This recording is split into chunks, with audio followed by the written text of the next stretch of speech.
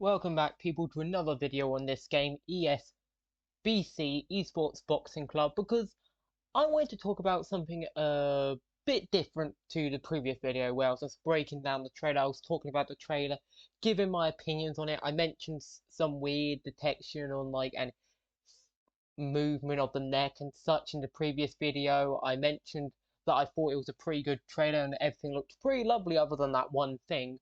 But this time I actually want to talk something a bit different. I actually want to talk AI logic. How will the fighters fight when it's not the player controlling them? And something in this trailer, if I can find it, is really what brought that thought to me. As you can see right here, it has at the bottom, dangerous when hurt. What brought a thought to my head on how you could make an AI fighter, whether it's one that's in the game already or you make yourself, a bit more realistic. How you could make them a bit more enjoyable to play against or to even watch fight without you having any input into the fight yourself other than watching it and putting the fight together.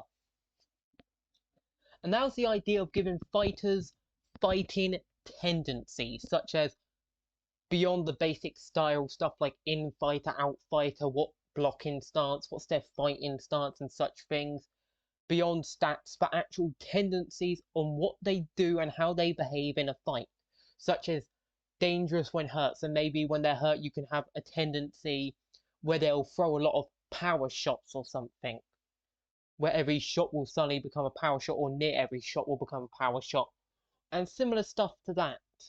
And that's really what I'm going to be going over here, like some ideas on how you could use that kind of thing to make a fighter a bit different to let's say a fighter of a completely different style. So an in-fighter different to an out-fighter, or even two in-fighters completely different to each other in certain parts and in the way they go about doing the fight, such as maybe they're an in-fighter but they like to grapple quite a bit, or maybe they're an in-fighter who doesn't like to grapple and more likes to bob and weave around the opponent to try and get body shots off or something.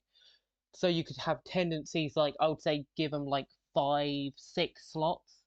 I would say that's fair, 5 to 6 slots of tendencies, and then you'd be able to fill them with each individual personality trait, such as maybe likes to throw to the body, such as, and then maybe have tier levels or something depending on how much you want them to do that. So maybe you want it to have, they like to throw to the body, but they won't do as much as say someone who's got a higher tier of thrown to the body. Maybe you can have 3 tiers, so level 1 throw to the body, level 2 throw to the body, and level 3 throw to the body, and each one is a different favorability to doing that particular strategy. And of course you could even have an ability to have the top trait, the middle trait, and the bottom trait. So 2 top traits, 2 middle traits, and 2 bottom traits, and that could structure a fighter's fighting personalities. You could even have, when out of range, they like to taunt as a personality, or even they like to taunt and then dodge in range, meaning that you could try and catch them in a taunt if you're facing them. It would be a very interesting thing to spice up fights, because that means not every fight's going to be the same, because if you fight one fighter who's an in-fighter and then another fighter who's an in-fighter, and if they had different tendencies, it would very much create a vastly different personality to the person you're fighting. Of course, there would be other stuff playing factors, such as their stats and their, obviously, style and such. But it will definitely make it so not every fight is just fighters walking in and throwing a lot of punches. So let's say you got an out-fighter, they'll actually out-fight, and maybe they'll do taunts if it says a tendency. Or maybe they're an out-fighter who throws sharp counter jabs or something, while power shots constantly to try and counter your blows. They try and dodge around your punches on the outside and throw a power shot in turn. That very much could create completely different outfighters to I can't think of a name right now, but you are sort of getting my point.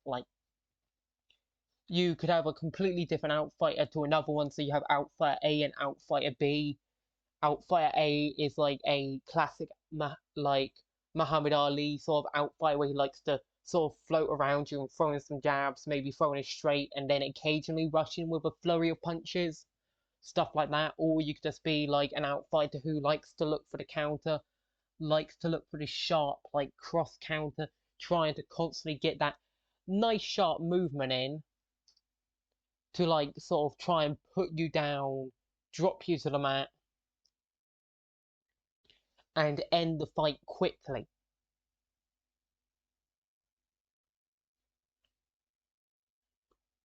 Like there's so much you could really do with it. Like there's a lot of tendencies you could put in there, and while yes, it would be a bit limiting to six, I think that's or five. I think that's the fairest one you could put in without having it be too much of a clunky system, because giving it too many tendencies pretty much could cause conflicts in the logic or like other problems in the game. Where really keeping it down to five or six could pretty much give you like higher tendencies, lower tendencies, and not really risking like having to worry about any conflicting in the logic of the AI. So it would like be it has these five tendencies where and it'll have certain tendencies it does more than others, but it won't be the only thing it's ruled by. It'll be a thing that sort of adds on to the pre-existing base of the style that the AI has. Well, very much could create a completely different like flow for what you see of usually in a fighting game where like yeah you'll see them throw out their best shot a lot, but that's because it's their best shot, not because it's something they would actually do. Like I don't want to see Joe Frazier like constantly trying to throw gazelle punches, because why yes he throws it, he doesn't throw it every 2 seconds. I don't want to see him like running into me constantly trying to throw like leaping hook at my head. I don't want to see him constantly trying to throw a gazelle punch at my head just merely because it's his best shot. I want to see him really be doing those combinations of his. I want to see him doing a jab with a power shot added on. I want to see him really throwing his combinations in like that he would be known for. I want to see him like being close into me. I want to see him fighting how he would actually fight. And I feel like having a like trait system as such could very much help in encouraging the AI to definitely do what they're meant to do.